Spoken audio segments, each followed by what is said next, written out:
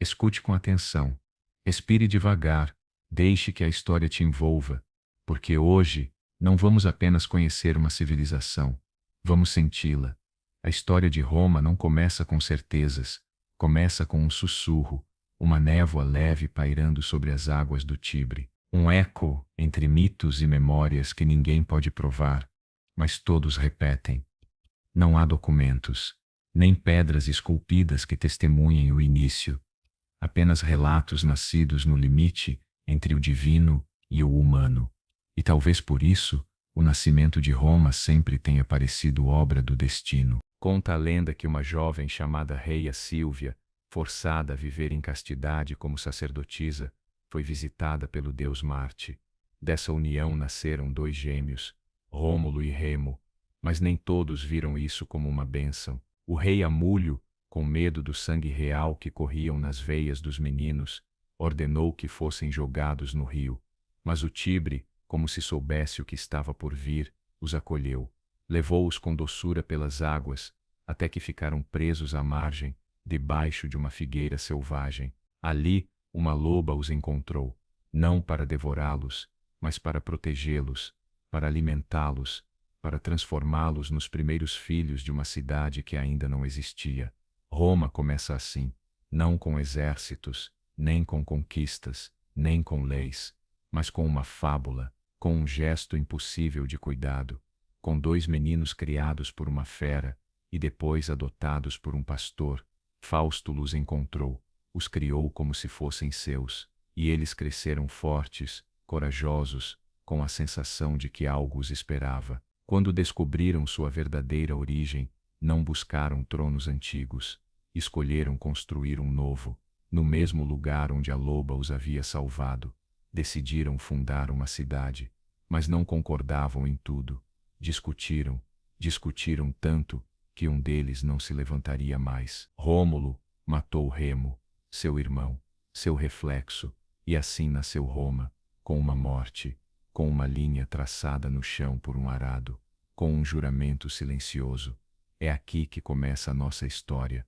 Era o ano 753 a.C. Esse momento, mitológico ou não, foi lembrado pelos romanos durante séculos como ponto zero. A partir dali, tudo começou a ser contado para frente. No início, Roma era apenas um punhado de cabanas de barro, com tetos de palha, erguidas sobre uma colina. Observavam o rio e o silêncio, mas não estavam sozinhos. Ao norte, os etruscos, ao sul, as colônias gregas, e no meio, aquele grupo de casas que sonhava com o amanhã. Rômulo, percebendo que sua cidade precisava crescer, ofereceu refúgio. Convidou bandidos, escravos fugitivos, gente sem terra, sem nome.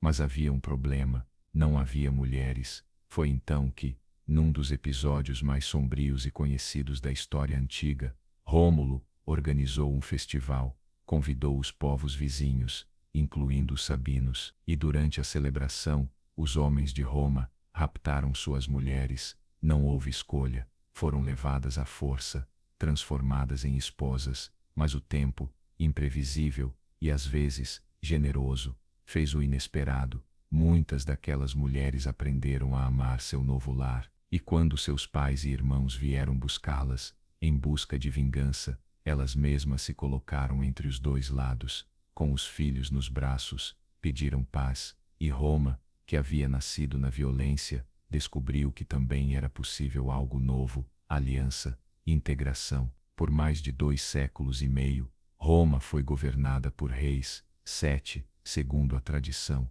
O primeiro, Rômulo, que reinou até, dizem, ser levado pelos deuses, no meio de uma tempestade. Depois veio Numa Pompílio, um sábio, trouxe a religião, os ritos, o respeito pelos deuses invisíveis. Numa ensinou aos romanos que nem tudo se resolvia com a espada, que a cidade também precisava de alma. Enfrentou Alba Longa e propôs uma batalha diferente. 3 irmãos de cada cidade lutariam entre si, não uma guerra de exércitos, mas um duelo simbólico, um novo tipo de combate. E Roma venceu, mas aprendeu que até a vitória pode deixar cicatrizes. Anco Márcio ampliou os horizontes da cidade, fundou o porto onde o Tibre encontra o mar e construiu a primeira ponte sobre suas águas. Sob seu comando, os limites de Roma se expandiram. Mais tarde, Tarquínio Prisco, um rei de origem etrusca, trouxe novas tradições e iniciou grandes obras: o Circo Máximo, para as corridas de bigas, e a Cloaca Máxima, para drenar os vales entre colinas. Começava, enfim, a se parecer com uma verdadeira cidade. Servil Túlio deu continuidade a esse legado, realizou o primeiro censo, organizou a população segundo sua riqueza e seus deveres, e ergueu uma muralha que abraçava as 7 colinas. Com ele, Roma começou a estruturar a alma da república que viria. O soberbo governou com arrogância, sem escutar conselhos, reprimiu com dureza, mas seu destino mudou por causa de uma tragédia familiar. Seu filho cometeu uma ofensa imperdoável contra uma mulher nobre chamada Lucrécia. Humilhada, ela tomou uma decisão extrema. Sua história foi a centelha que incendiou o fim da monarquia. Lúcio Júnior Bruto, amigo da família, tomou a espada e a palavra, chamou o povo, derrubou o rei, chamou Onicuato. Roma mudou para sempre. No ano de 509 a.C., a monarquia caiu. O último rei foi exilado. O trono ficou vazio. No lugar dele, surgiram 2 cônsules, eleitos, temporários, com poder limitado e a obrigação de compartilhá-lo. Assim nascia a República, um experimento, uma aposta, uma forma de governo, onde ninguém podia ter tudo, uma cidade que já não pertencia a um só homem, mas a todos. E mesmo com as sombras do passado ainda rondando, Roma havia dado seu primeiro passo rumo ao poder, o verdadeiro poder, aquele que não se impõe, aquele que se constrói, dia após dia, voto a voto, espada a espada. A monarquia havia caído, mas Roma não descansou, apenas começava a despertar. O poder, antes concentrado em um rei, foi dividido. 2 cônsules, eleitos pelo povo a cada ano, compartilhavam a autoridade. Cada um podia vetar o outro. Nenhum era mais que o outro. E ao final do mandato, voltavam a ser cidadãos. Não havia coroa, não havia trono, apenas uma república, em construção constante. Por trás dos cônsules estava o Senado, um conselho de anciãos formado pelas famílias mais influentes. Os patrícios, eram eles que discutiam as guerras, os tratados, os castigos. Não governavam com leis, mas com influência, e naquela Roma, a influência era tudo. Mas Roma, tão jovem quanto ambiciosa, não era ainda uma república para todos. Havia outra classe, os plebeus, homens livres, soldados, camponeses, artesãos, sem voz, sem representação, lutavam nas guerras, mas não podiam decidir por que lutar, ou contra quem. Era uma república incompleta. Então os plebeus se levantaram, literalmente, deixaram a cidade, cruzaram o Tibre e acamparam em uma colina. Se recusaram a lutar, a trabalhar, a servir. O timo foi a primeira greve geral da história e funcionou. Sem operários, os patrícios cederam, nasceram os tribunos da plebe, novos representantes com um poder único, o veto, capazes de proteger seus iguais de qualquer injustiça. Roma havia dado mais um passo, pequeno, mas irreversível, e como sempre, crescia em meio ao conflito. À medida que se fortalecia por dentro, se expandia para fora, começou a conquistar cidades vizinhas, não apenas por ambição, mas por sobrevivência. Alianças, pactos, traições, traições, uma a uma. As cidades do Lácio, da Campânia, da Etrúria, foram caindo sob sua órbita, outras, transformadas em aliadas, outras, transformadas em aliadas. Mas Roma não apenas dominava, ela integrava. Seus inimigos derrotados, muitas vezes, eram transformados em cidadãos, parcialmente, no começo, e depois, completamente. Essa inclusão calculada se tornaria sua arma mais poderosa. A guerra não era exceção, era constante, e uma batalha marcaria Roma para sempre. No ano 390 a.C., uma tribo de gauleses desceu do norte, atacaram Roma, e a cidade, ainda jovem, foi superada, queimada, saqueada. Apenas o Capitólio resistiu. Diz a lenda que foram os gansos sagrados de Juno que alertaram os defensores de um ataque noturno. Roma sobreviveu, mas a ferida ficou, e com ela, a lição: jamais ficar desprotegida novamente. Desde então as muralhas se ergueram mais altas, os exércitos tornaram-se permanentes, e a república, mais dura, mais disciplinada e também mais ambiciosa. O sistema político evoluía. À medida que os plebeus conquistavam direitos, novas leis abriam cargos antes reservados aos patrícios. Um por um, os muros internos caíam, até que, finalmente, um plebeu pôde se tornar cônsul, e até mesmo pontífice máximo. A ordem social se reconfigurava, não sem conflito, mas com persistência. Enquanto isso, do lado de fora, Roma estendia sua sombra por toda a Península Itálica. Enfrentou os samnitas, os volscos, os latinos rebeldes, e um dia, seus olhos cruzaram o mar. Na Sicília, uma disputa local chamou sua atenção. Uma cidade pediu ajuda contra outra, e Roma atendeu, mas ela não estava sozinha. Havia outro poder, antigo, marítimo e perigoso. Cartago, o que começou como uma simples intervenção, se transformou na Primeira Guerra Púnica. Roma, sem tradição naval, construiu uma frota do zero, aprendeu, copiou e inovou. Criaram pontes para embarcar nos navios inimigos, transformando o mar em um campo de batalha terrestre. Depois de mais de 2 décadas, Cartago cedeu. A Sicília tornou-se romana, mas aquilo era só o começo. A Segunda Guerra Púnica foi diferente. Foi pessoal. Aníbal, o general cartaginês, jurou destruir Roma. Cruzou os Alpes com elefantes, desafiando a lógica, o clima e a geografia. E venceu. Derrotou os romanos uma e outra vez, em Trébia, em Trasimeno e principalmente em Canas, onde quase 70.000 romanos caíram em um único dia. Mas Roma nunca se rendeu. Nunca. Enquanto Aníbal percorria a Itália, esperando que as cidades aliadas a Roma se revoltassem, Roma resistia, reuniu novos exércitos e contra-atacou. Escipião, um jovem general, levou a guerra para a Espanha, depois para o norte da África. Obrigou Aníbal a voltar, e na Batalha de Zama, o derrotou. Foi o fim da guerra. Roma não apenas venceu, tornou-se uma potência mediterrânea, e não parou por aí. Conquistou a Macedônia, derrotou os célticos, aumentou sua influência na Grécia, na Ásia Menor e na África. Cartago foi destruída definitivamente, suas terras foram semeadas com sal, tornando-se símbolo do poder romano. Mas cada vitória trazia um problema novo. O espólio da guerra enriquecia generais, senadores e as elites. As terras eram tomadas por grandes proprietários. Os pequenos camponeses deslocados migravam para a cidade.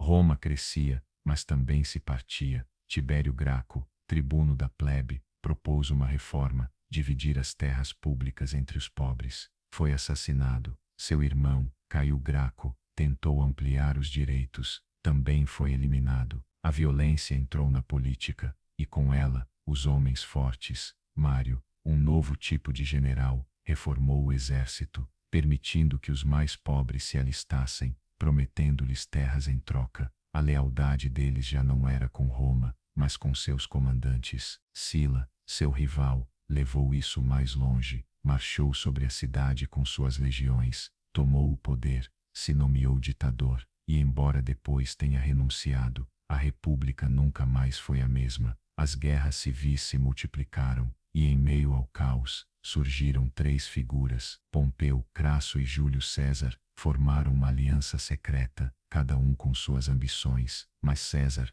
brilhante e carismático, imparável, conquistou a Gália, atravessou o Ríncio, chegou até a Britânia. Sua fama crescia, e isso para Roma era perigoso. O Senado ordenou que ele dissolvesse seu exército. Ele, em vez disso, cruzou o Rubicão. Quando Júlio César caiu sob as facas de antigos aliados, Roma não soltou um suspiro de alívio, soltou um suspiro de medo. porque o que veio depois não foi paz, foi o eco dos punhais, multiplicado por toda a república. Os assassinos acreditavam estar salvando a liberdade, mas deixaram um vazio, e Roma não sabia mais viver sem uma figura forte para guiá-la. Bruto e Cássio fugiram, as ruas se encheram de gritos, rumores, sombras, e então apareceu um jovem de apenas 18 anos, magro, doente, quase sem experiência militar. Era Otaviano, sobrinho neto e herdeiro adotivo de César. Ninguém o viu chegar. Com uma mistura de calma e astúcia, começou a tecer sua rede. No começo apresentou-se como o vingador de César, aliou-se a Marco Antônio e a Lépido. Juntos, formaram um pacto sem precedentes.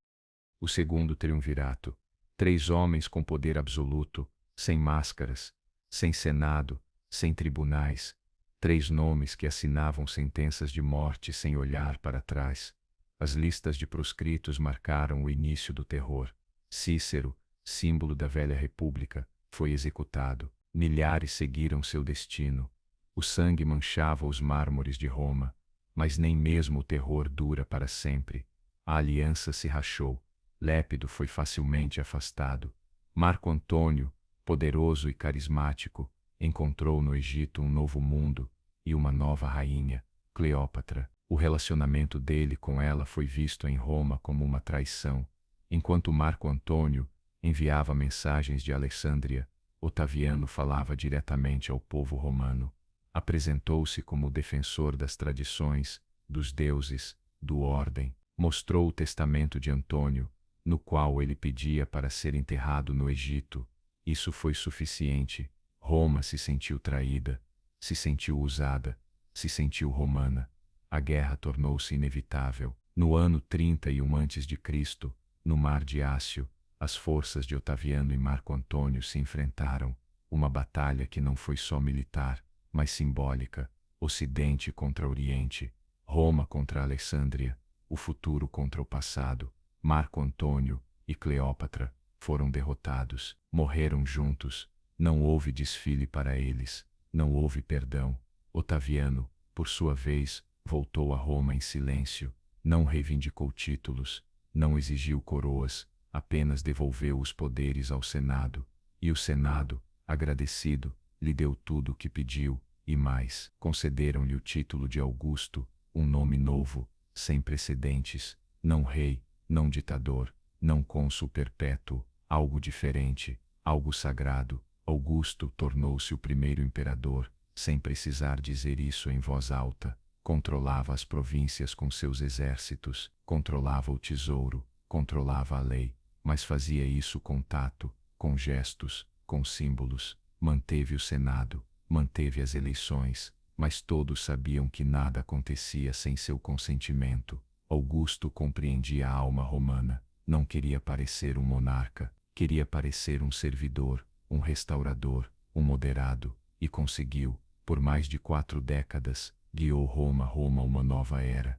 A guerra civil ficou para trás, os templos foram reconstruídos, as leis reformadas, a moeda estabilizada, as fronteiras asseguradas. Roma tornou-se, enfim, o que sempre quis ser, o centro do mundo conhecido, um império, sim, mas também uma ideia, uma promessa, uma civilização. No fundo, a república havia morrido com César, mas seu fantasma vivia na linguagem, nos rituais, nos restos cuidadosamente coreografados por Augusto.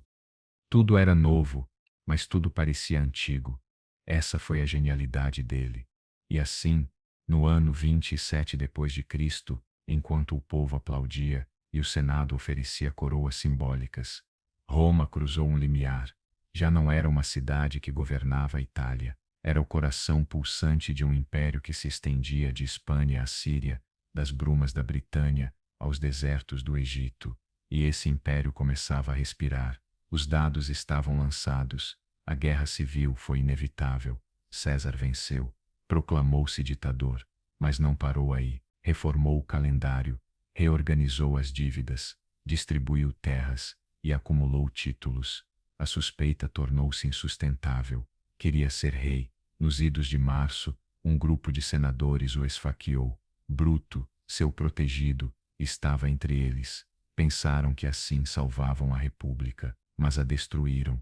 Roma mergulhou numa nova guerra civil. Otaviano, herdeiro de César, e Marco Antônio, seu aliado, enfrentaram-se finalmente em Ácio. Antônio foi derrotado. Cleópatra, a rainha do Egito, também caiu, e Otaviano, agora sozinho, não proclamou uma ditadura, a disfarçou. Chamou-se Princeps, o primeiro entre iguais. Mas todos sabiam que algo novo havia nascido. A república havia morrido. O que vinha seria algo jamais visto no mundo antigo. Mas o verdadeiro talento de Augusto não foi apenas vencer guerras, foi governar a paz. Quando a poeira da batalha baixou, não havia mais inimigos, havia apenas um império a organizar. E ele fez isso, sem levantar a voz. Reduziu o tamanho do exército, mas ofereceu terras aos veteranos. Fundou colônias onde antes só havia ruínas. Construiu estradas que uniam o impossível. Unificou moedas, pesos e medidas. E criou um corpo administrativo permanente, algo que Roma jamais havia tido.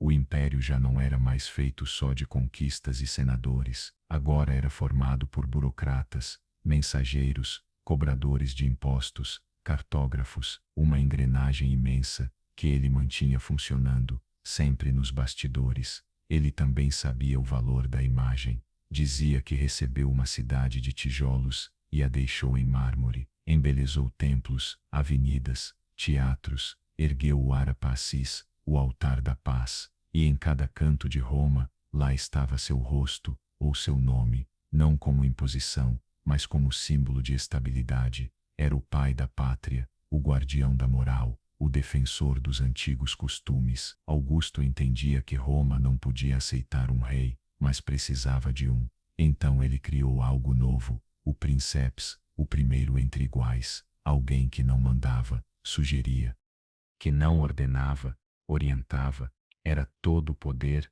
sem ostentação. E nesse jogo de sombras, ele moldou o que viriam a ser todos os imperadores depois dele. Até mesmo sua sucessão foi cuidadosamente planejada. Mesmo sem filhos homens, foi preparando seus herdeiros, primeiro Márcio, depois Agripa, mais tarde os netos, e por fim, Tibério. Cada passo pensado, cada escolha calculada. Nada era deixado ao acaso. Roma tinha paz, prosperidade, monumentos, pão, espetáculos, segurança. E por trás de tudo isso, um homem silencioso, que raramente falava em público, que nunca se vestia de forma extravagante, que evitava qualquer traço de tirania, mas que controlava tudo. Quando Augusto morreu, o império não desmoronou, continuou firme, e isso para Roma foi um milagre.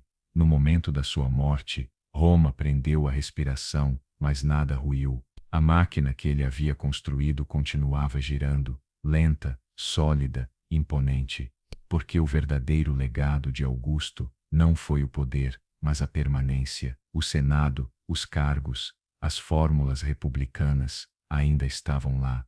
Mas o controle real, o verdadeiro centro de decisões, estava no palácio, na figura do imperador. E depois de Augusto, veio Tibério. Tibério não era carismático, era reservado, sombrio, quase melancólico. Governou com competência, mas também com medo. Nos seus últimos anos, se isolou em Capri e deixou o poder nas mãos do prefeito do pretório, Sejano. E sob essa sombra, Roma mergulhou num clima de intrigas, julgamentos secretos e listas de inimigos invisíveis. O império continuava funcionando, mas o ar começava a pesar. Foi então que chegou Calígula, jovem, carismático, amado no começo, neto de Germânico, bisneto de Augusto, parecia o herdeiro ideal, mas algo se quebrou. Talvez uma doença, talvez o próprio poder. Começou a agir como um deus vivo, falava com a lua, mandava construir pontes absurdas, nomeou seu cavalo como cônsul. Os espetáculos ficaram cruéis, as execuções, imprevisíveis,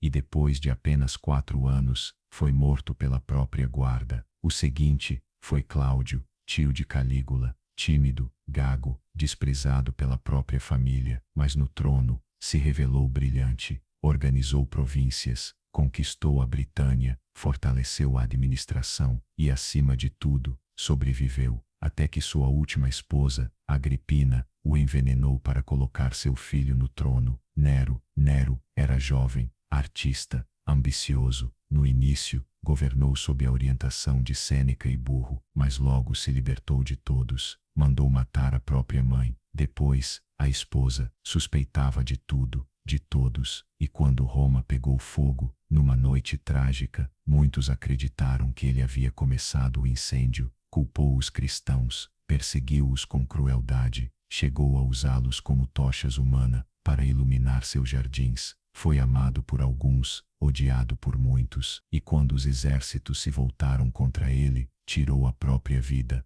Assim terminou a dinastia Júlio-Claudiana. O trono, por um momento, ficou vazio. Roma vive sua primeira grande fratura. 4 generais se proclamam imperadores, tudo em um único ano: Galba, Otão, Vitélio e, por fim, Vespasiano. Com ele começa a dinastia Flávia. Vespasiano era diferente, soldado prático, sem linhagem divina. Focou em restaurar a ordem, recuperar as finanças e iniciar a construção de um símbolo, o Coliseu, não para si, mas para o povo.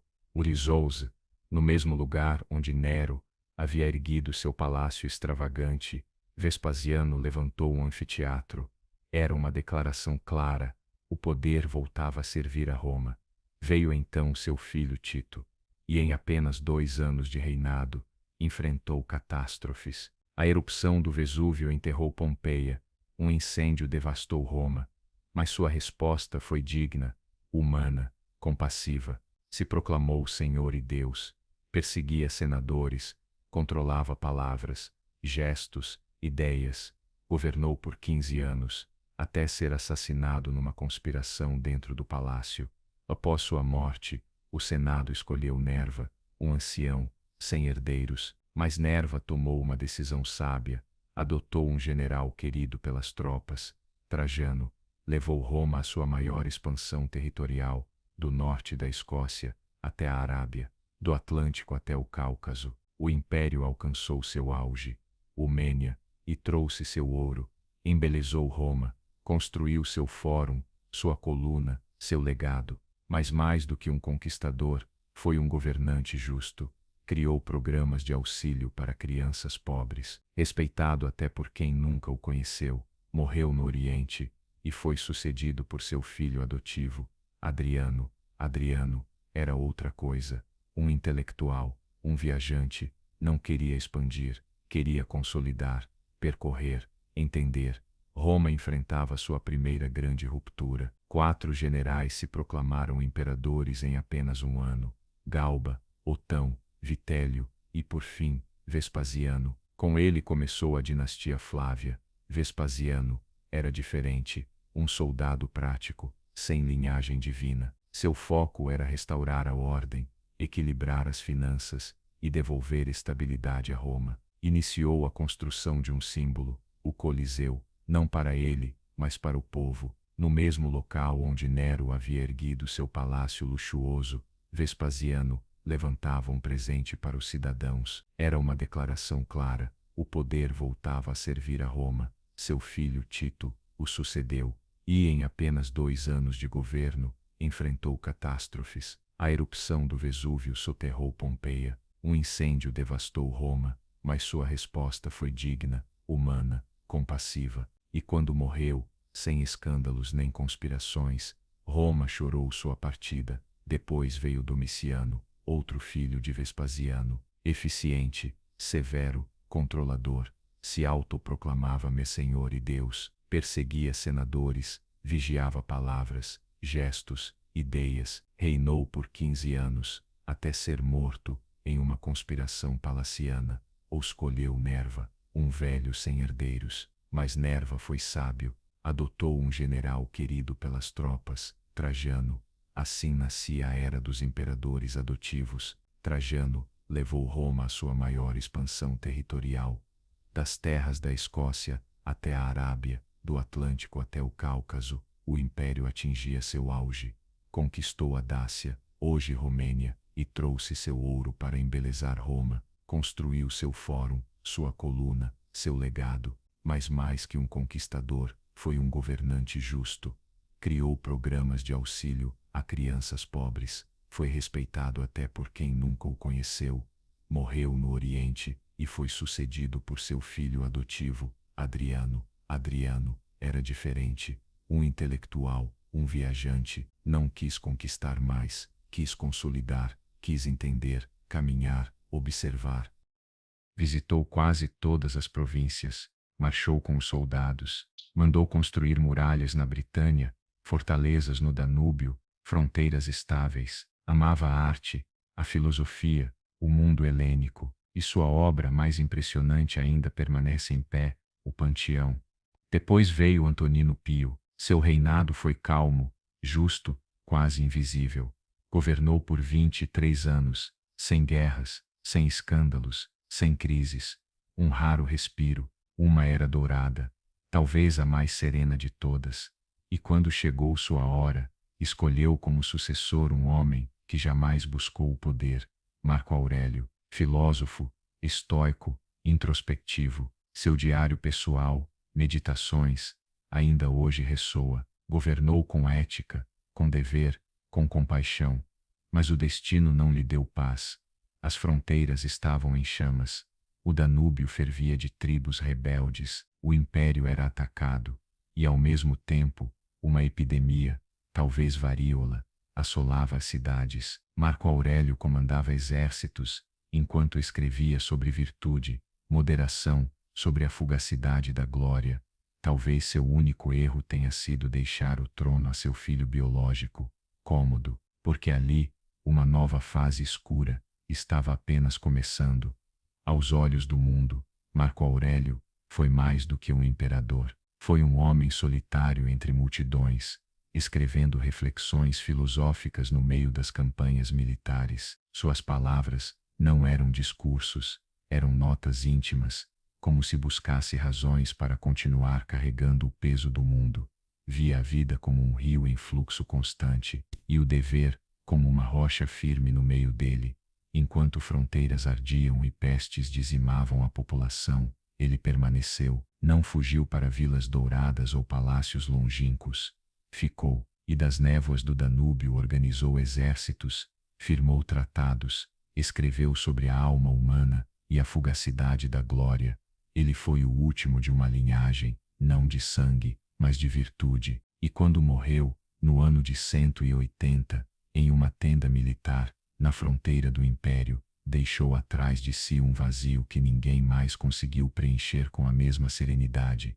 Seu filho Cômodo sucedeu, não por mérito, mas por sangue, e com ele, a história tomou outro rumo. Cômodo era tudo o que seu pai não foi, amante do luxo, dos prazeres, da encenação. Onde Marco Aurélio cultivava a discrição, ele exibia exageros. Onde antes reinava o estoicismo, chegaram os banquetes, as máscaras e o espetáculo. Mandou esculpir estátuas suas como Hércules. Lutava no Coliseu como gladiador, cobrando fortunas por combates encenados.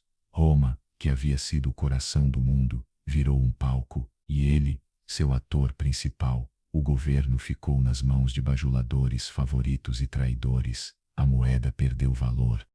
O exército começou a desconfiar. O Senado já não era temido, nem respeitado. A estabilidade construída ao longo de um século se desfazia aos poucos, como mármore que trinca sob a chuva. No fim, até os próprios servos conspiraram contra ele. E numa noite silenciosa, o estrangularam em sua banheira. Com sua morte, Roma não perdeu apenas um imperador, perdeu a ilusão de que o sistema ainda funcionava. Os tempos dos imperadores adotivos, homens escolhidos por mérito e virtude, tinham ficado para trás. O que viria agora seria mais violento, mais caótico, mais imprevisível. Mas o eco de Marco Aurélio não desapareceu por completo. Suas palavras sobreviveram, flutuam até hoje, como um sussurro entre ruínas.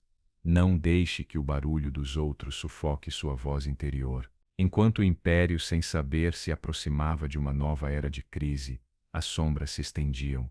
A Pax Romana havia terminado. As legiões já não aguardavam ordens, esperavam pagamento. As províncias já não eram motivo de orgulho, eram um fardo. e o centro do poder começava a se fragmentar. Roma ainda estava de pé, as colunas continuavam erguidas, o ouro ainda circulava, o Senado seguia se reunindo sob tetos de mármore, as legiões ainda patrulhavam as fronteiras, mas algo, no fundo, havia se partido. Os imperadores que vieram depois de Cômodo surgiam como as estações do ano, rápidos, passageiros, inevitáveis. Alguns eram generais apoiados pelas legiões, outros, figuras frágeis, impostas pela guarda pretoriana. Já não eram escolhidos por virtude, nem adotados por sabedoria, eram impostos pela espada, ou comprados com ouro.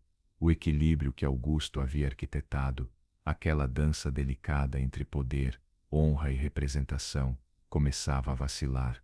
Com o passar dos anos, a paz interna se desgastava, os conflitos nas fronteiras se multiplicavam, as tribos germânicas pressionavam pelo Reno e pelo Danúbio. No Oriente, os partas se reorganizavam, e dentro do próprio império, tensões sociais ferviam sob a superfície. As cidades se tornavam dependentes da redistribuição imperial, a produção agrícola sofria com epidemias, as pequenas propriedades desapareciam, a distância entre ricos e pobres crescia, e a mobilidade, que um dia simbolizou a cidadania compartilhada, virava um privilégio cada vez mais inacessível. O exército, verdadeiro centro do poder, também mudava. Já não era apenas defensor de fronteiras, era árbitro de imperadores.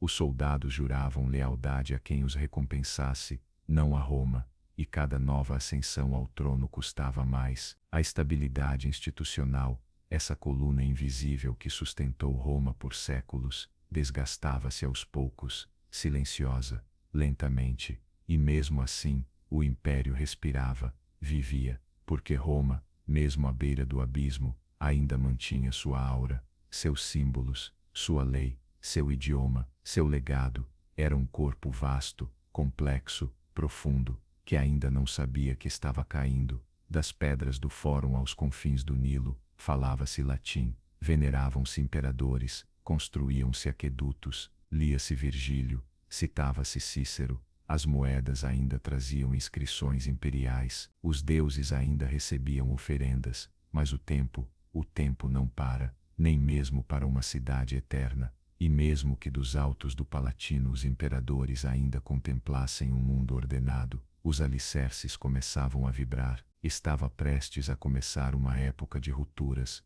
uma era de provações, um século de crises. Roma havia atingido o seu auge, e como tudo que sobe, o declínio começou, sem alarde, sem ruído. Não foi um colapso imediato, mas sim uma rachadura, um estalo leve nas fundações, uma vibração que não se via, apenas se sentia. Depois da morte de Marco Aurélio, o século III não trouxe reformas ousadas, nem conquistas grandiosas. Trouxe algo mais nebuloso, mais desconcertante instabilidade. Ao longo de 100 anos, mais de 25 imperadores se sucederam. Alguns governaram por meses, outros, por poucos dias. Não morriam de doenças, mas por conspirações, por guerras civis, por traições dentro do próprio exército. O império havia se tornado um campo de batalha interno. Províncias que antes obedeciam passavam agora a erguer seus próprios césares. Generais se autoproclamavam imperadores nas fronteiras, e cada nova ascensão vinha acompanhada de sangue. A guarda pretoriana, que deveria proteger, agora negociava,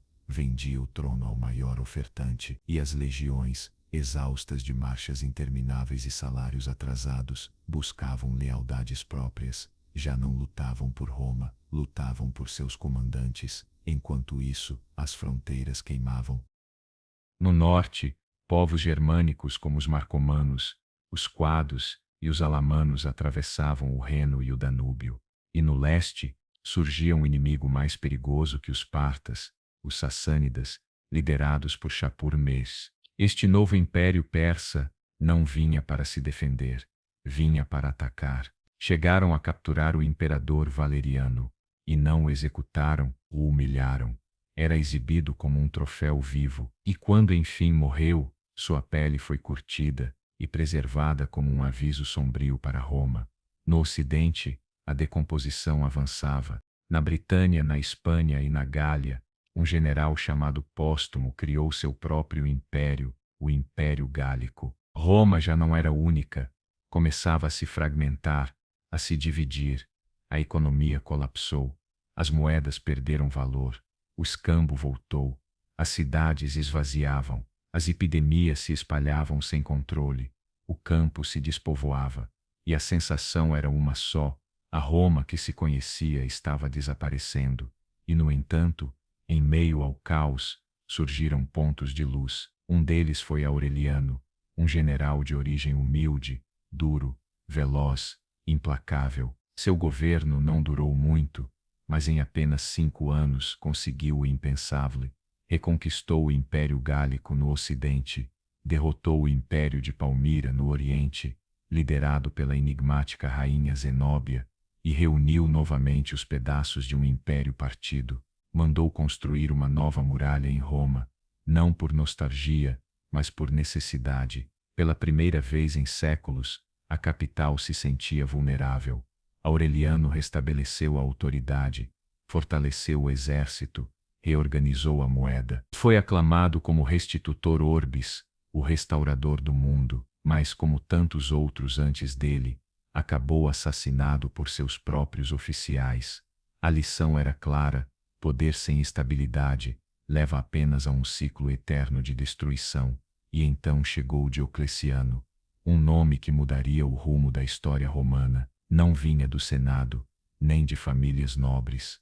Era filho de escravizados libertos, havia ascendido a partir do campo de batalha.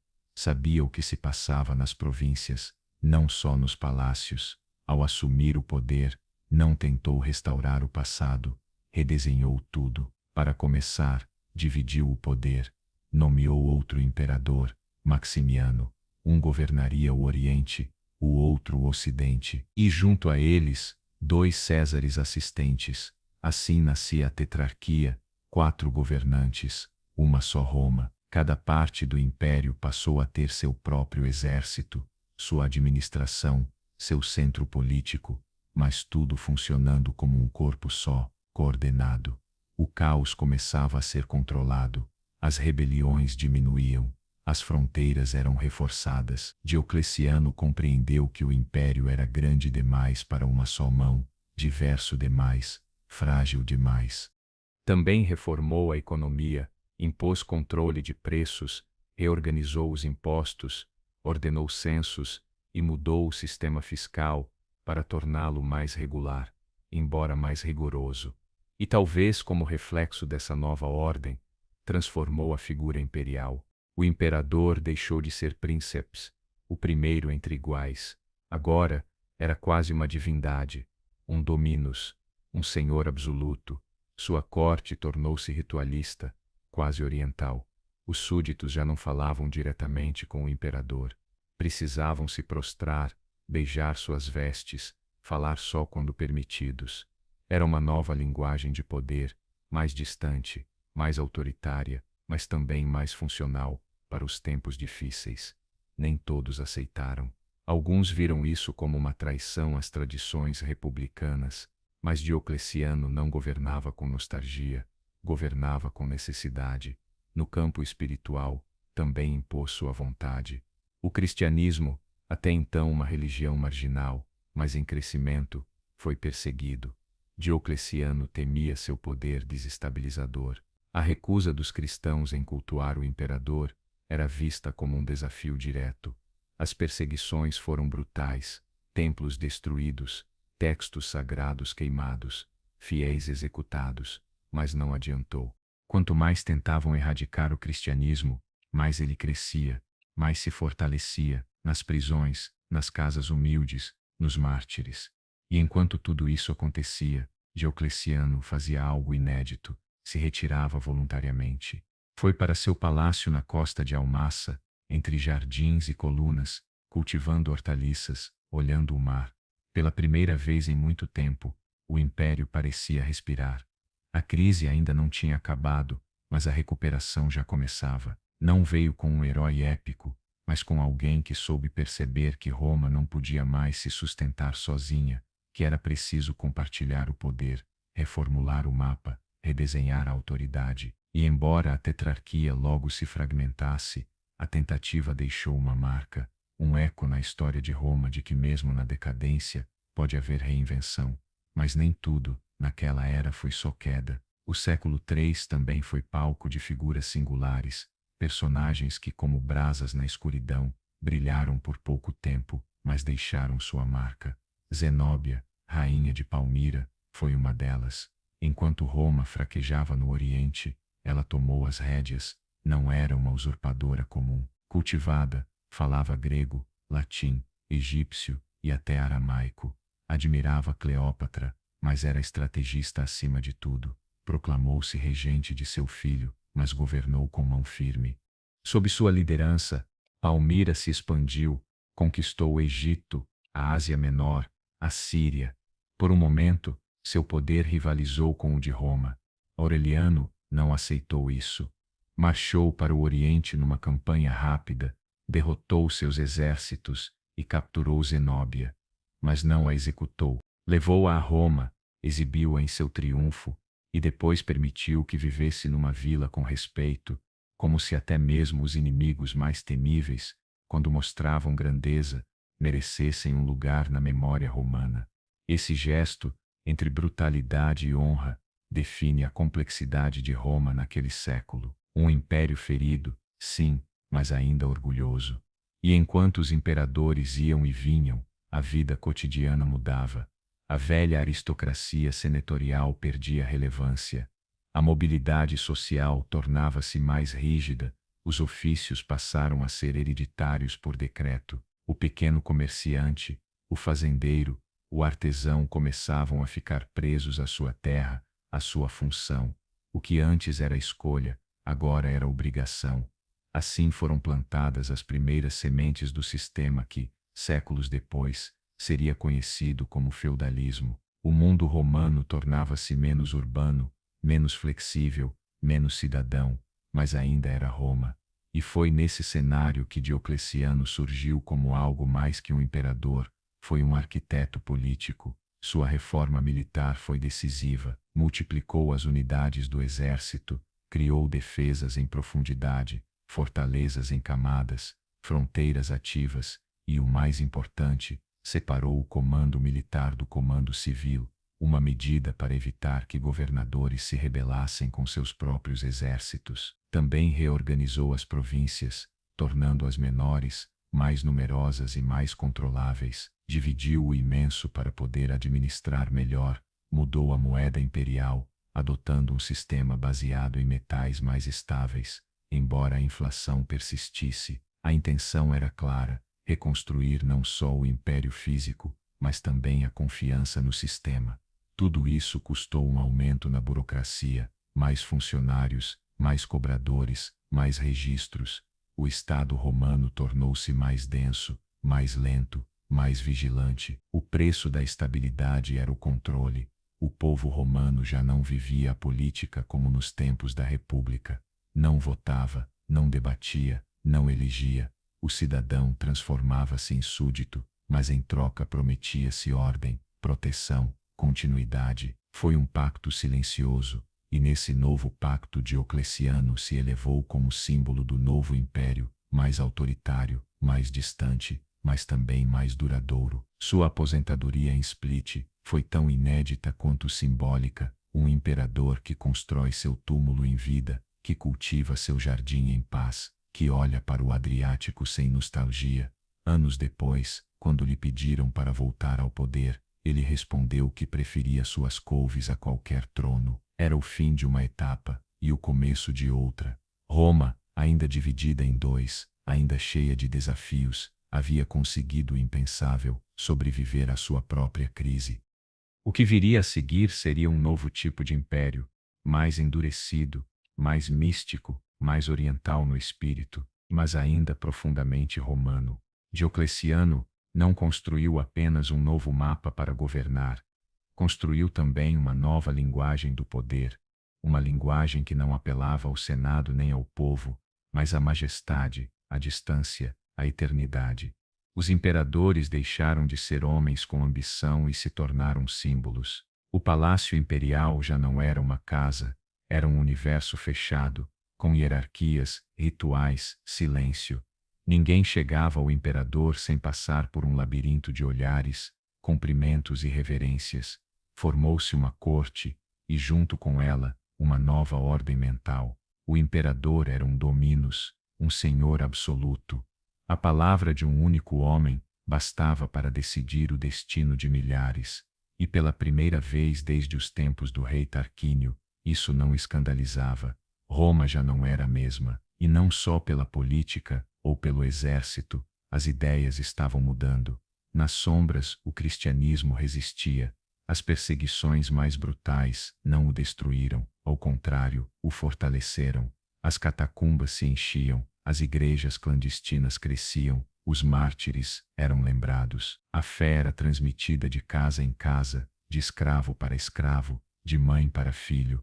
Aquele Deus invisível, sem estátuas, sem templos dourados, começava a pulsar no coração do império. Ninguém podia prever ainda, mas aquela fé silenciosa, marginal, clandestina, um dia estaria no centro do poder. Diocleciano, com todo o seu controle, não viu aquilo chegar, mas deixou o cenário preparado. Ao dividir o império, ao burocratizá-lo, ao torná-lo menos romano e mais imperial, ele havia criado um mundo onde o espiritual ganharia cada vez mais espaço.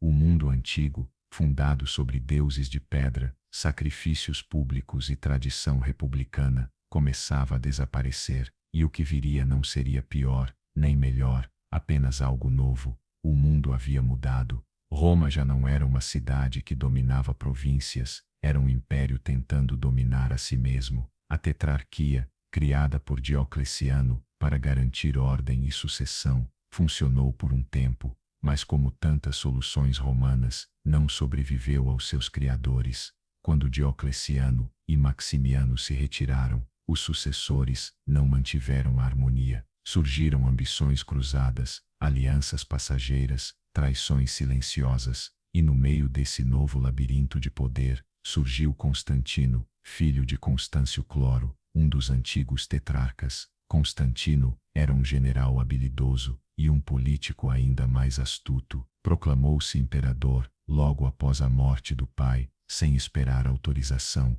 e iniciou uma série de campanhas militares, não só contra inimigos externos, mas contra outros pretendentes ao trono. A mais famosa dessas batalhas o colocou frente a frente com Magêncio, seu rival no ocidente. Nos arredores de Roma, perto da ponte Milvia, Constantino teve uma visão, um símbolo no céu, uma cruz, acompanhada pelas palavras "In hoc signo vinces", com este sinal, vencerás.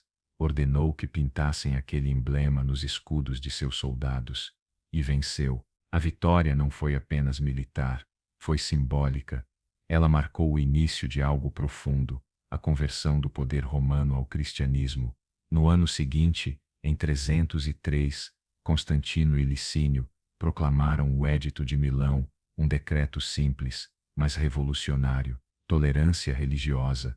Os cristãos já não seriam perseguidos, já não seriam executados por causa de sua fé, seus templos seriam devolvidos, seus direitos reconhecidos. Pela primeira vez em sua história, Roma abraçava uma religião que por séculos havia tentado destruir. Constantino não impôs o cristianismo, não o declarou oficial, mas o protegeu, o favoreceu, o financiou, e com isso, mudou para sempre o rosto espiritual do império.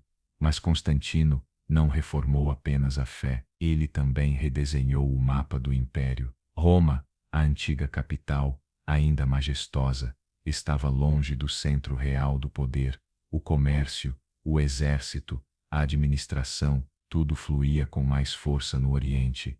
Foi então que, em uma antiga cidade grega chamada Bizâncio, Constantino fundou uma nova capital, chamou-a de Nova Roma, mas todos a conheceram como Constantinopla, uma cidade entre dois mundos, Ásia e Europa, cristã no espírito, romana na lei, grega na cultura, fortificada, planejada, abençoada com templos, palácios, aquedutos, muralhas. Ali, o império teria um novo coração, e dali, Constantino governou como um monarca absoluto, mas sob os símbolos da cruz, convocou o Concílio de Niceia, o primeiro do tipo, buscando a unidade doutrinária entre os bispos, apoiou a fé, não com humildade, mas a partir do trono. Quando morreu, foi enterrado como o 13º apóstolo, na igreja que ele mesmo havia mandado construir. Roma, a velha Roma, nunca mais viu um imperador morar dentro de seus muros.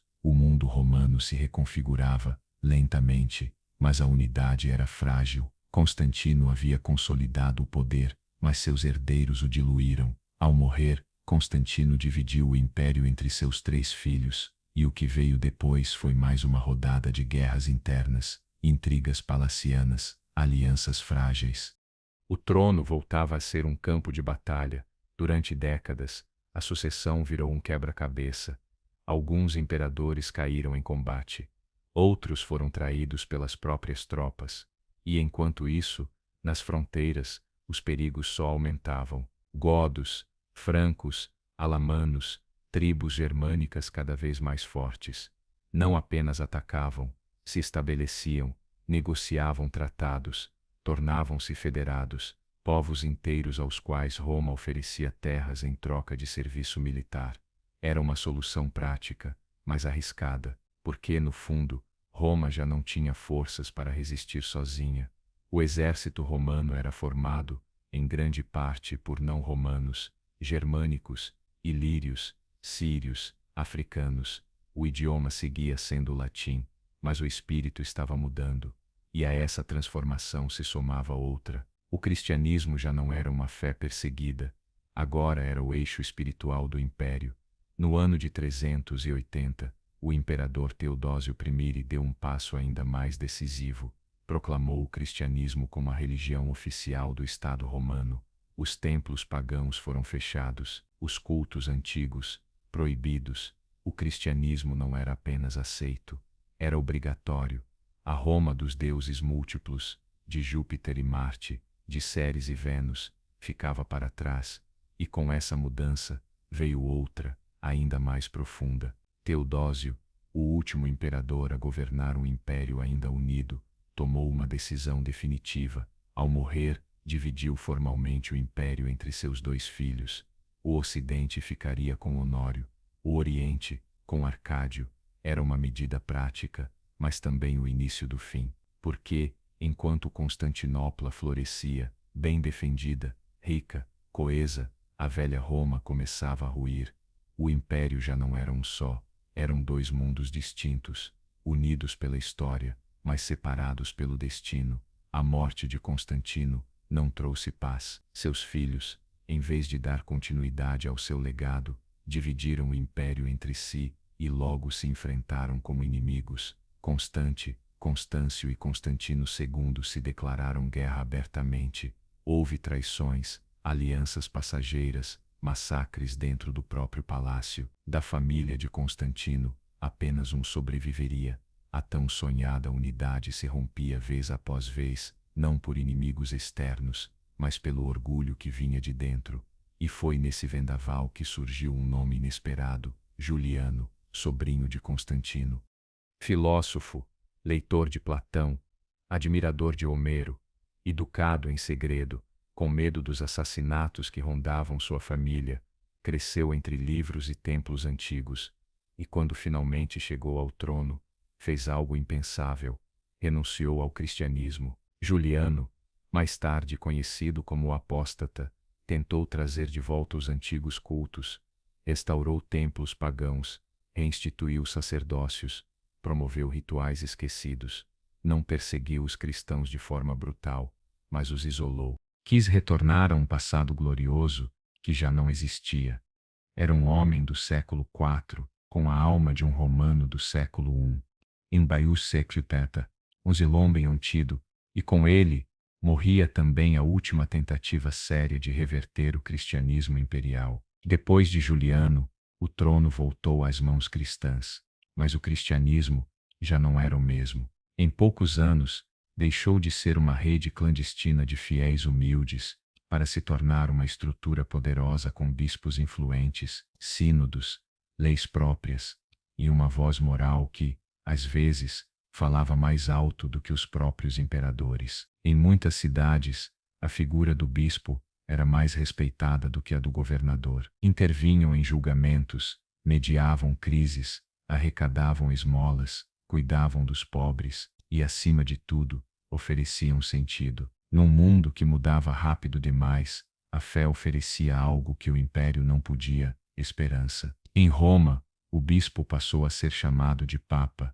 Em Constantinopla, Alexandria e Antioquia, os patriarcas guiavam milhões. O poder espiritual já não era uma sombra, era uma instituição. E enquanto isso acontecia, Constantinopla crescia, cercada por muralhas impenetráveis, banhada por 2 mares, conectada por estradas, protegida por exércitos leais. Era Roma, sem ser Roma. Suas praças imitavam o Fórum, suas colunas, o Capitólio. As leis ainda eram escritas em latim, mas nas ruas falava-se grego. Seus mercados tinham perfume oriental, seus palácios, brilho bizantino. O centro de gravidade do império tinha se deslocado, e embora a administração fingisse unidade, a verdade era clara: havia 2 mundos romanos. No ocidente, as cidades empobreciam, o exército carecia de disciplina, as finanças eram um caos, o Senado, só uma lembrança.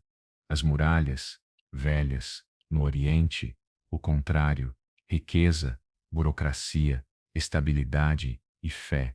Foi no meio dessa dualidade que surgiu um imperador que entendeu tudo: Teodósio I, espanhol de nascimento, católico fervoroso, militar e diplomata. Governou o Oriente com firmeza e, quando o Ocidente estava à beira do colapso, conseguiu unificá-lo temporariamente sob seu comando. Durante seu reinado, o cristianismo deixou de ser apenas a religião oficial do império, virou o instrumento de governo. Teodósio perseguiu heresias, fechou templos pagãos, proibiu os sacrifícios, aboliu os Jogos Olímpicos e elevou a Igreja a uma posição que os primeiros cristãos jamais teriam imaginado. O caso mais emblemático foi seu confronto com Ambrósio, o bispo de Milão, quando tropas imperiais massacraram civis em Tessalônica. A velha Roma começava a desmoronar. O império já não era um só, 2 mundos distintos, unidos pela história, mas separados pelo destino. A morte de Constantino não trouxe paz. Seus filhos, em vez de continuar seu legado, dividiram o império entre si e logo se enfrentaram como inimigos. Constâncio e Constantino II declararam guerra uns aos outros. Houve traições, alianças frágeis, massacres dentro do próprio palácio. Da família de Constantino, apenas um sobreviveria. A tão desejada unidade se rompia, uma e outra vez, não por inimigos externos, mas por orgulho interno. Foi nesse caos que surgiu um nome inesperado: Juliano, sobrinho de Constantino, filósofo, leitor de Platão, admirador de Homero, educado em segredo, com medo de ser assassinado como tantos outros da família. Cresceu entre livros e templos antigos, e quando finalmente subiu ao trono, fez o impensável: renunciou ao cristianismo. Juliano, mais tarde chamado de o apóstata, tentou reviver os antigos cultos, restaurou templos pagãos, reinstituiu sacerdotes, promoveu rituais esquecidos. Não perseguiu violentamente os cristãos, mas os marginalizou. Queria trazer de volta um passado glorioso que já não existia. Era um homem do século IV, com a alma de um romano do século I, mas o tempo não volta. Morreu jovem, em campanha contra os persas, e com ele, morreu também a última tentativa séria de reverter o cristianismo imperial. Depois de Juliano, o trono voltou às mãos cristãs, mas o cristianismo já não era o mesmo. Em poucos anos, deixou de ser uma rede clandestina de fiéis humildes, se tornou uma estrutura poderosa, com bispos influentes, sínodos, leis próprias e uma voz moral que muitas vezes ecoava até acima dos imperadores. O recrutamento militar tornava-se cada vez mais difícil, custava caro, era forçado, e Roma, Desesperada, começou a olhar para além de suas fronteiras. Chamou godos, vândalos, suevos, ofereceu terras, salários, promessas, mas a cada novo acordo, a cada novo grupo de soldados germânicos, Roma entregava mais de si. Não era apenas uma troca de armas, era uma troca de lealdades. Muitos desses homens obedeciam mais aos seus chefes tribais do que ao imperador. Lutavam por contrato, não por pátria. E quando Roma não conseguia pagar, exigiam terras ou se rebelavam. Foi um processo lento, quase imperceptível, mas constante. Enquanto Constantinopla erguia basílicas e palácios, no ocidente pairava outra atmosfera, incerteza. A nobreza local se trancava atrás de muralhas. Os camponeses não buscavam mais cidadania, buscavam proteção. O latim ainda era falado, mas já soava estranho, misturado, distorcido. O comércio diminuía. As moedas, cada vez menos confiáveis. O dinheiro perdia valor diante da terra, diante do favor de um senhor com espada. E nesse cenário fragmentado, uma nova força começava a emergir, a Igreja. Enquanto o poder imperial se esfarelava, a estrutura eclesiástica se fortalecia. Os bispos já não eram apenas pastores de almas, eram juízes, mediadores, abrigo. Suas catedrais se tornavam o novo centro das cidades, e suas palavras, lei. Em Roma, o bispo, o papa, começava a falar não apenas em nome da fé, mas em nome da civilização. Era como se, em meio às ruínas que se aproximavam, alguém já estivesse construindo uma arca, não para salvar o poder romano, mas para guardar sua memória. Teodósio havia morrido, o império estava dividido, os inimigos se aproximavam, e Roma, a cidade eterna, ainda não sabia que o pior estava por começar. No final do século IV, os mapas ainda diziam Império Romano, mas a realidade era outra. Após a morte de Teodósio, no ano 395, seus dois filhos herdaram o mundo. Honório no Ocidente, Arcádio no Oriente, dois jovens que carregaram uma responsabilidade que não compreendiam. O poder se fragmentou entre generais, burocratas e cortesãos, e além das fronteiras, um tremor se aproximava. Vinha do leste, uma força desconhecida, brutal, veloz. Eram os hunos, nômades indomáveis, cavaleiros imbatíveis, arqueiros letais. Eles não invadiam diretamente, mas empurravam tudo à sua frente, e os povos germânicos, assustados, fugiam para dentro do império, não como invasores, mas como refugiados. Foi o que aconteceu com os visígodos. No ano 376, pediram abrigo a Roma, fugiam dos hunos, queriam terras, proteção, um futuro. Roma disse sim, mas não cumpriu. Os visígodos foram explorados, passaram fome, foram maltratados pelos oficiais romanos. O acordo se rompeu, e em 378, na Batalha de Adrianópolis, o exército romano foi esmagado. O próprio imperador Valente morreu no campo. Foi uma derrota sem precedentes. Roma já não era invencível, mas os visígodos não sumiram, se estabeleceram, negociaram. E sob a liderança de um guerreiro chamado Alarico, passaram a exigir o que antes lhes foi negado: terras, respeito, reconhecimento. O império do Ocidente ignorou. Alarico então marchou sobre a Itália, várias vezes, saqueou cidades, cercou Roma, pediu ouro, grãos, títulos, e em 410 entrou por suas muralhas. Roma foi saqueada. Pela primeira vez em 800 anos, a cidade eterna caiu diante de estrangeiros. Não foi destruída, mas foi humilhada. O mundo estremeceu. São Jerônimo, ao saber da notícia, escreveu: o brilho do universo se apagou. Alguns achavam que o fim do mundo havia chegado, mas não era o fim. Era algo mais complexo.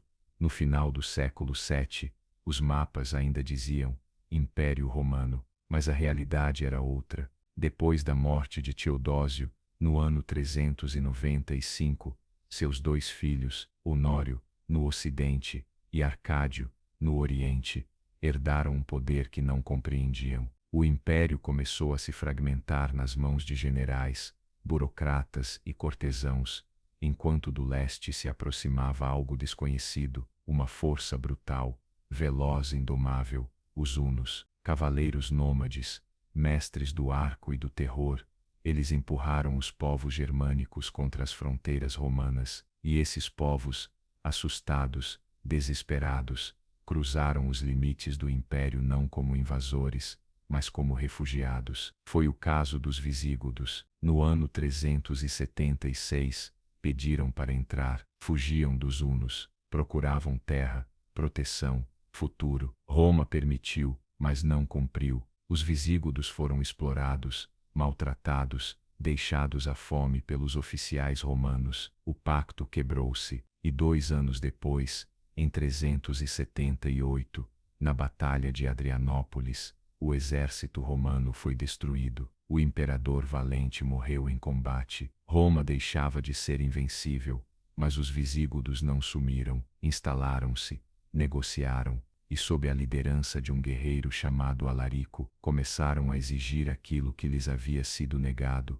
terra, respeito, reconhecimento. O Império Ocidental os ignorou, e Alarico marchou, repetidas vezes, sobre a Itália, saqueou cidades, cercou Roma, exigiu ouro, grãos, títulos, e no ano 410, atravessou os muros. Roma foi saqueada pela primeira vez em 800 anos.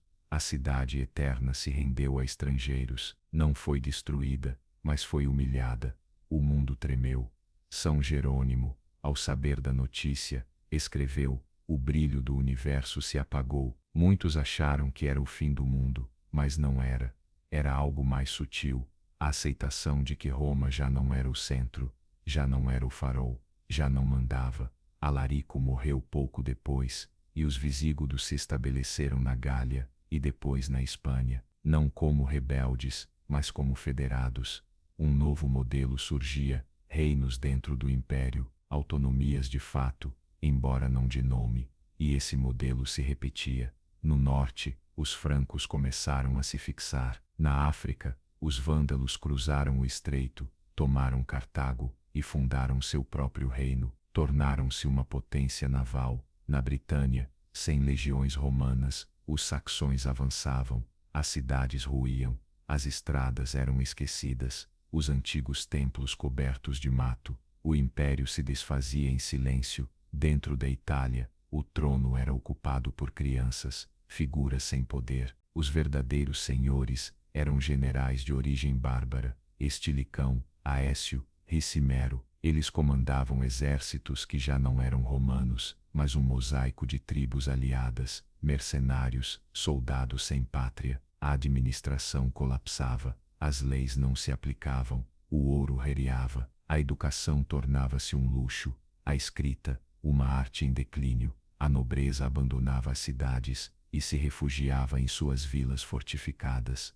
O campo se fragmentava, e os camponeses passavam a servir a senhores locais mais do que ao império. Era o nascimento de algo novo, ainda sem nome. E então chegou Átila, o flagelo de Deus, líder dos hunos, destruidor de cidades, incendiário de povos. Cruzou o Danúbio, invadiu a Gália, chegou à Itália, exigiu tributos, aterrorizou até mesmo Constantinopla, mas no último instante, recuou. Não conquistou Roma, e morreu pouco depois, não em batalha, mas em sua cama, no meio de uma celebração, dizem, por excesso de vinho e sangue. No final do século VII, os mapas ainda diziam Império Romano, mas a realidade era outra. Depois da morte de Teodósio, no ano 395, seus 2 filhos herdaram o império, Honório no Ocidente, Arcádio no Oriente, mas nenhum dos dois estava preparado para isso. O poder se fragmentou entre generais, burocratas e cortesãos, e fora das fronteiras, uma ameaça se aproximava. Do leste, surgia uma força desconhecida, brutal e veloz, e os hunos, cavaleiros exímios, arqueiros implacáveis, nômades indomáveis. Eles pressionavam os povos germânicos, que desesperados buscavam refúgio dentro do império. Foi o caso dos visigodos. No ano 376, pediram para entrar em território romano, fugiam dos hunos, queriam terras, proteção, um futuro. Roma aceitou, mas não cumpriu o prometido. Os visigodos foram explorados, passavam fome e eram maltratados por funcionários romanos. O acordo se rompeu, e em 378, na Batalha de Adrianópolis, o exército romano foi esmagado. O imperador Valente morreu no campo de batalha. Foi uma derrota sem precedentes. Roma já não era invencível, mas os visígodos não sumiram. Se estabeleceram, negociaram e, sob o comando de um líder chamado Alarico, passaram a exigir o que lhes foi negado: terras, respeito, reconhecimento. O Império Ocidental os ignorou. Alarico marchou contra a Itália, cercou Roma, saqueou cidades, pediu ouro, grãos, títulos, e no ano 410, cruzou os muros da cidade. Roma foi saqueada pela primeira vez em 800 anos. A cidade eterna se rendeu a inimigos estrangeiros. Não foi destruída, mas foi humilhada. O mundo ficou em choque. São Jerônimo, ao saber da notícia, escreveu: o brilho do universo se apagou. Outros acreditaram que o fim do mundo havia chegado, mas não era o fim. Era algo mais complexo.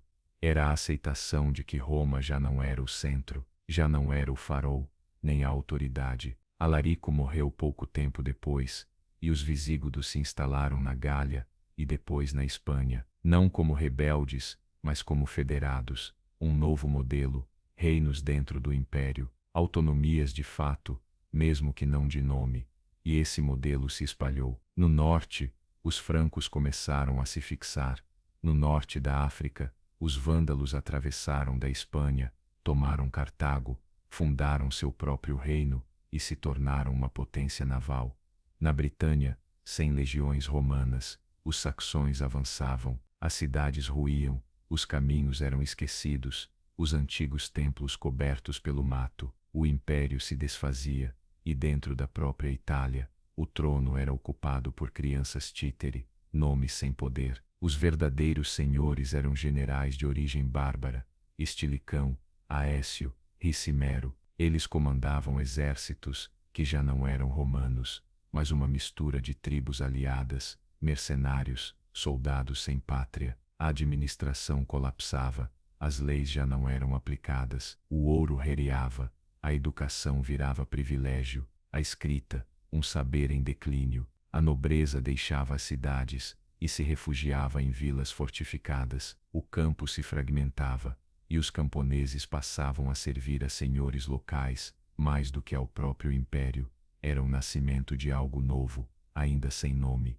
E então chegou Átila, o flagelo de Deus, líder dos hunos, destruidor de cidades, incendiário de povos. Cruzou o Danúbio, invadiu a Gália, chegou à Itália, exigiu tributos. Até Constantinopla tremeu, mas no último momento, ele recuou, não conquistou Roma e morreu pouco depois, não em batalha, mas em seu leito, durante uma celebração. Dizem que foi por excesso de vinho e de sangue. Átila se foi, mas o medo que deixou permaneceu, e o que ele não destruiu, o tempo corroeu. No ano 455, os vândalos cruzaram o Mediterrâneo e invadiram Roma. Dessa vez, o saque foi brutal. Tudo o que restava de valor foi levado. Riquezas acumuladas por séculos desapareceram em navios que partiram rumo à África. Desde então, a palavra vândalo ficou gravada na memória, como sinônimo de destruição. O trono romano virou um jogo de sombras, imperadores que duravam meses, generais que governavam nas sombras, e no fim, restava apenas o símbolo. No ano 476, um jovem chamado Rômulo Augustulo foi proclamado imperador. Tareceis era apenas um menino, sem exército, sem poder real, e um líder bárbaro, Odoacro, cansado das aparências, o depôs, mas não o matou. Mandou-o para o exílio e concedeu a ele uma pensão.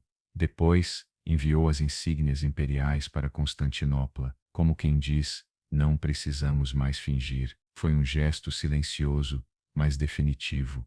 O Império Romano do Ocidente havia caído, não com um grande incêndio, não com uma última batalha, não com a destruição de Roma. Caiu porque deixou de se sustentar, porque foi substituído de dentro para fora, porque sua alma já havia partido muito antes de seus muros. E mesmo assim, o legado de Roma não desapareceu, não podia desaparecer. Suas leis, seu idioma, sua arquitetura, sua ideia de cidadania, sua religião, sua arte, seu sonho, seguiram vivos, nos mosteiros, nos manuscritos, nas catedrais, nas palavras que ainda usamos. Roma, mesmo caída, se transformou em uma memória viva, e enquanto o Ocidente mergulhava naquilo que séculos depois chamariam de Idade Média, no Oriente, a partir de Constantinopla, o império ainda se dizia romano. Mas essa já é outra história. O Ocidente havia caído, mas Roma não. No Oriente, por trás das muralhas douradas de Constantinopla, o império seguia vivo, não como uma sombra, mas como um farol. O Império Bizantino, como seria chamado séculos depois, mas eles não se chamavam assim, se chamavam romanos, porque para eles Roma não era apenas uma cidade ou um exército, era uma ideia, uma continuidade, um dever. Constantinopla se tornou o novo eixo do mundo romano, uma cidade entre dois continentes, entre dois mares, entre duas eras. Ali se falava grego, rezava-se em latim e aramaico, construía-se com técnicas romanas e decorava-se com ouro bizantino. Era um cruzamento de mundos, e dali, imperadores governavam não sobre províncias, mas sobre uma herança. Um deles foi Justiniano, o Grande, governou no século VI e sonhou em restaurar o império perdido. Sob seu comando, os generais Belisário e Narsés reconquistaram o norte da África, parte da Itália e até o sul da Espanha. As campanhas foram duras, longas, custosas, mas por um breve momento, pareceu que Roma renascia. Mas o sonho foi efêmero. As guerras haviam esvaziado os cofres. Uma peste, que alguns chamaram de bubônica, devastou as cidades. Milhões morreram. Até o próprio Justiniano adoeceu e sobreviveu por pouco. E ainda assim, seu legado não foi apagado. Ele ordenou a compilação do direito romano, o Corpus Juris Civilis, um corpo legal que influenciaria o mundo ocidental por séculos.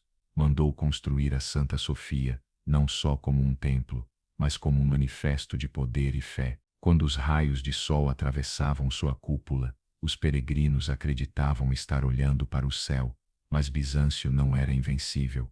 Os inimigos mudavam, vieram os persas renovados, depois os árabes. As guerras se multiplicaram, as províncias ricas do Levante caíram, o Egito foi perdido, a Síria também, o império foi encolhendo, e enquanto isso, algo mais profundo mudava, a fé. As diferenças entre Oriente e Ocidente se aprofundavam, na teologia, na liturgia, na política. Enquanto o Papa em Roma falava de autoridade espiritual, os patriarcas em Constantinopla falavam de consenso. As imagens sagradas, os ícones, foram motivo de grande controvérsia. Houve perseguições, igrejas incendiadas, concílios enfrentados. E, no ano de 1054, a ruptura se tornou oficial, o cisma do Oriente. A igreja se dividiu, católica em Roma, ortodoxa em Constantinopla. Já não eram apenas dois impérios, eram dois mundos de fé. Mesmo assim, Bizâncio resistiu, inventou armas, como o fogo grego, fortificou suas muralhas, se adaptou, sobreviveu a cruzadas, a traições, a imperadores incompetentes, a nobres ambiciosos. Mas o tempo não para. Em 1204, os cruzados cristãos do Ocidente tinham a missão de libertar a Terra Santa, mas desviaram seu caminho, atacaram Constantinopla, saquearam, profanaram,